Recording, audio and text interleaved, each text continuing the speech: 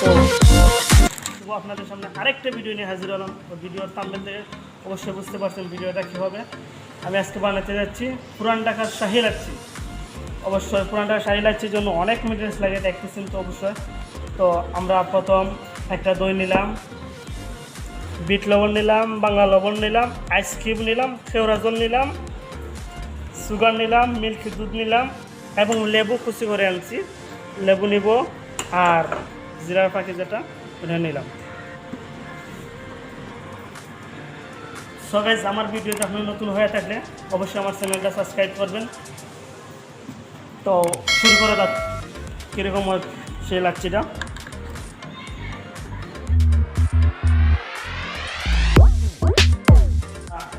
এক টেবিল চামচ দুধ দিব,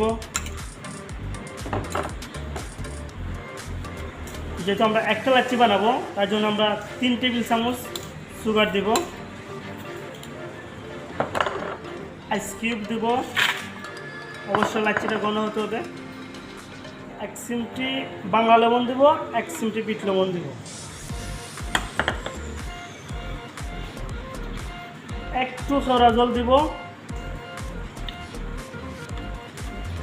কারণ পুরান ঢাকা লাচ্ছি অবশ্যই তার স্মেলটা বাহারি। আপনার লেবুটা আমি কিমা করে নিচ্ছি, দেন একটু যেহেতু খাওয়ার পরে যখন দাঁতে বাজবে তখন টক লাগবে, খুব ভালো লাগবে, তাই একটু লেবুর দিলাম। 1 চিমটি শাহি জিরা ফাঁকি দিতেছি। এখন আমরা দই দিব,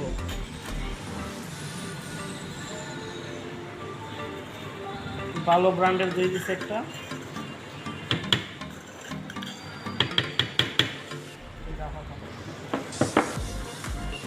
সো গাইস, 1 গ্লাস পানি দিলাম।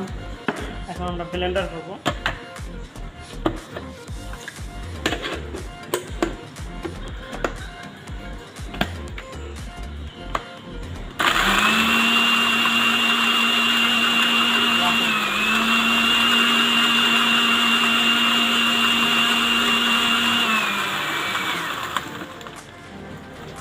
সো গাইস, হয়ে গেল আমাদের সেই পুরান ঢাকার বিখ্যাত লাচ্ছি।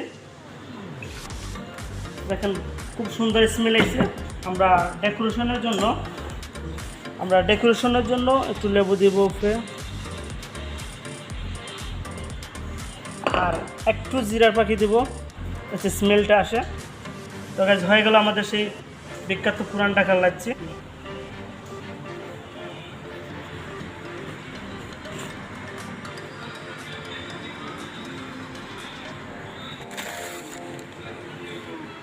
সো গাইস, হয়ে গেল আমাদের সেই পুরান ঢাকার বিখ্যাত লাচ্ছি। তো